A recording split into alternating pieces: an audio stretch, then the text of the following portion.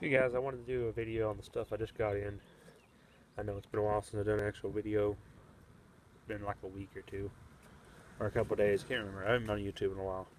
But got a reel mower. Just got it running. It runs pretty good. It's out of gas right now. That's why I wouldn't start it. I just glued the rubber tires back on it. Everything works on it. The big prize: 1954 Cooper Panzer T205. I guess they're set up like a wide crop, so that's why the tires are really wide. This has a car transmission and car rear end. The rear end is original, the transmission is not. Whoever built this, I like your design. If you ever watch this video, I like whoever did this. I have added a plate to protect my foot from them belts again, because my foot about got sucked down into them. I've added a throttle cable because it needed one. New fuel line, new fuel filter, and new cutoff because it leaks gas whenever you don't run out of fuel. The carburetor was off the black motor I had inside. Exact same motor as this one. I was going to switch them out, but the crankshafts are different on the ends. This has a gear for a crankshaft end instead of just a spline or a regular quarter-inch keyway. It's got a 3 or 4-speed transmission. It looks like a Willys Jeep transmission almost, because that's the only thing I think would fit up to it. Somebody's made an adapter to make it fit to the rear end. It's got dual drum brakes. The reason I've actually got this thing running and driving, and I was going to do a drive video, but the lug nut fell out and sort of popped my tire. And yes, it's a Sears tire. I need a new tube for it, which I'm sort of waiting off buying anything else for right now, because I'm getting a truck Tuesday, so do some stuff on that. I got one lug nut still. I can turn it around. Got one lug nut. I'm going to try and find another one at the hardware store, because I went to Lowe's and Tractor Supply, Advance Auto, AutoZone, all of them. They said they don't have it. I don't know what the crap's so hard to find a lug nut for. I also did buy a spark plug boot because I got shocked by it. When I got this motor, it had no carb, no spark. Spark plug was bad. Gas tank had rust in it. This is the magazine that wraps around the crankshaft instead of bolting to the block and hitting the inside of the flywheel, which I've never seen before. And some old people told me about it, how to clean them. They got 2 magnets on them, and also got points. And there's this little, I'll get out of the way real quick. No, that's the muffler in the way. There's this little button you push right here, and it kills it. And had no linkage on it. I had to put the linkage on the other one. I did add the throttle cable, as I said. It's actually a go-kart throttle cable. I just zip-tied it on and ran it over to the extra one I had for the rototiller build I did for my mother. I did take the plate off that somebody put on there. This is actually what a Panzer would actually look like. Somebody has cut this spring steel, or the seat spring.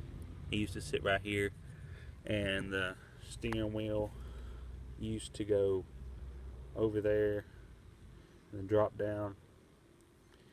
I'm thinking about redoing that, but I don't think I will, because it actually works really good. Because there used to be a gear in there, and I doubt you can find that gear anymore, so I'm just going to leave it like it is. It's got a truck steering gear in it, but it actually steers really good. It's got some slop in it. It's about quarter turn. It's on blocks, so you can't turn. It's got a gear reduction unit going down to a double 5/8 belts, going down to, they're both cast iron double groove pulleys going down the rear end. Then you got a skid plate that actually used to be where the motor sit. The motor used to sit down there in the plate, but somebody raised it up that way all this could line up, which I think is a better design than Panzer had. just having a bunch of belts and a little rubber disc for reverse. This one actually has a transmission. And Panzer used to have motor sit down there, and a bunch of them, one belt would come up and it would go over on a little drive shaft or jack shaft.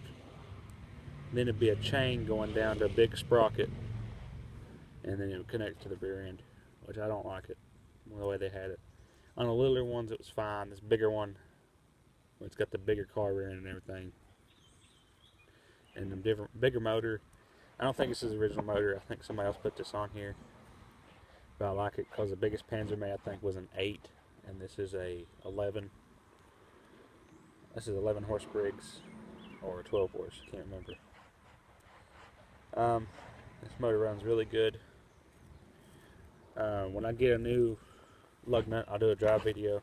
This will actually be my tractor that pulls trees out of the ground for me in the back, because tank can't do that really good without. I'm afraid I'm going to rip his rear end out of him if I keep doing that, and I'll mess up the belt, because the belt's about to break anyway because it's dry rotted. But I did buy a hook for it at Tractor Show for $5.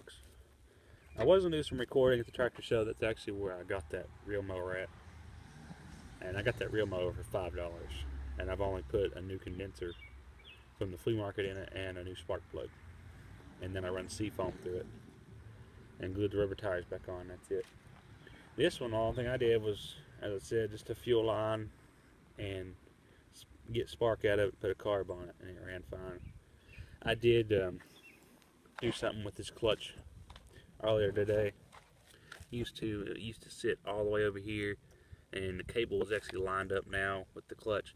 It used to rub against this pulley to the point that it would actually try to jump off when you press it, and you cannot hear it engage or disengage. It's so quiet. You used to hear crunching like that every time you pressed it in. It was harder to press in. I did drain the oil, and I only drained as much out as I had to, because when I removed that dipstick, I mean, it just poured oil like crazy. It poured 2 quarts more oil out of it. I think somebody filled it up through the top of it and everything. There was an ant's nest in the fins, and there was actually a whole colony in the piston. Like, well, the piston was dead top center, so it didn't affect it at all. I just took a Dremel with a wire brush on it and cleaned it all out. What I would like to do is cut this muffler off, because this is home built. It's really quiet. I would like to cut it right here, either buy another stack or cut it down here again where somebody's made this little tip sideways, since I cannot get this thing to move, and just make it go a 90 straight up and a little flapper, and probably some more pipes to get out of my way. And it needs a new head gasket, which I'm going to buy another head gasket for it after I get my truck over here and have my mother off, because I owe my mother $500 for the truck, because she paid $1,500, and the deal was she only paid $1,000.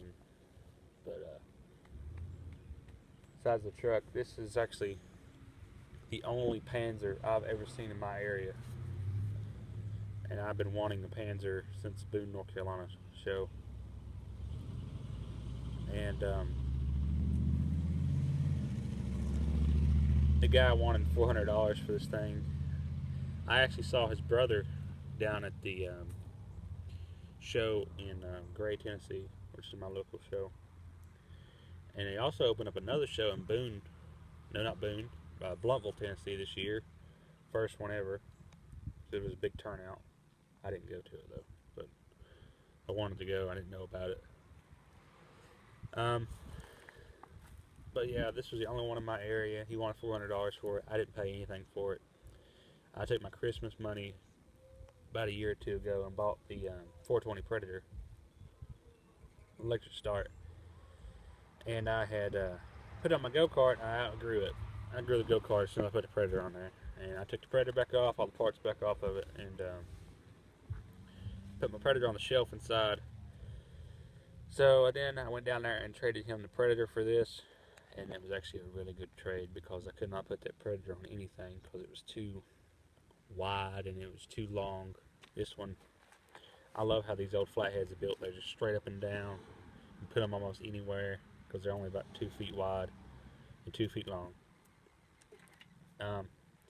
What I will be doing with this thing is I'm going to cut the plate right there, which somebody has made. I'm going to make it look better. I'm going to round the edges off and everything.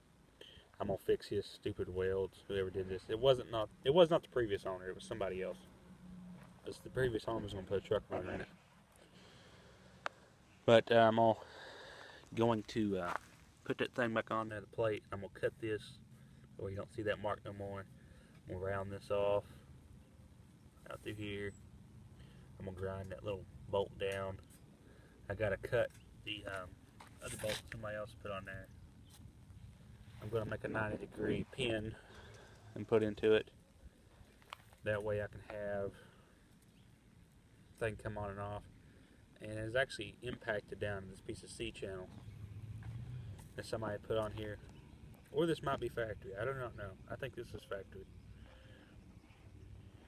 But I do know the half-inch steel is not factory. It's everywhere. But tell me all what you think. I'm going to go down. I'm going to walk down here with everybody that's watching this video, and I'm going to show you all the plow I got for $75. Also, I went down to the guy's house. I got the Panzer. I got me a new hood and grill. The hood right there is actually the 10XL hood, and it's going to go on my 10XL. I'm going to take the custom 7 hood off, and there will be another part to that video real soon. It'll probably be later on today or tomorrow. I will make another video of that. This thing's actually running and driving around now, and there's nothing wrong with it. It needs a charging system put on it though. But what I've been picking up here lately is a lot of stuff. I got some jobs I have to do. A bunch of push mowers I got to fix, and a pressure washer, and a chainsaw. But on Sunday and Saturday I find my own time to work on my own stuff. My neighbor had given me this trailer so I can move my tractors around. It was in the weeds over there, way down the bottom in the woods. I put a new wiring kit from Harbor Freight on it for $20. Went to my papa's, got some tires, brand new tires, never been used for $30. So I'm gonna have my local tire shop mount them on. And I'm gonna put some flooring on it, and you all know some of my plows. I bought this at the tractor show, and if you all have on Facebook and you're on Sears Suburban Customs and stuff, you all saw this video already. This plow is actually on hillside plow, and it's a turnover plow, and it goes either way, and it locks in position. Anyway, I've already used this plow. I bought it for $75. I got to do something to it. I have to take the third point and mount it up higher, and I've already got the distance out pretty correct. My turnover plow is fine. I'm going to use that on the Panzer since it's a sleeve hitch. And yes, they're going to be a Panzer sleeve hitch build. That one I went on my Sears, the blue one. And these are actually just all the plows I've collected all over the years. 2 turnover plows, cultivator, and a disc. Cultivator needs teeth on it. That's about it. But yeah, guys, tell me what you think about the Panzer and the reel mower. And there will be more videos lately about the Panzer. I'm going to do some stuff offline, or off the video about this. I'm on the Panzer. I'm going to put that the Army box on the side of the plate. That way I can put my vice grips in there and some tools I take it to shows, and pull rope. I'm going to mount it right here. So I'll see y'all later. Please comment, rate, and subscribe. If you comment, I'll get back to you as soon as possible. If you subscribe, stay tuned for more videos.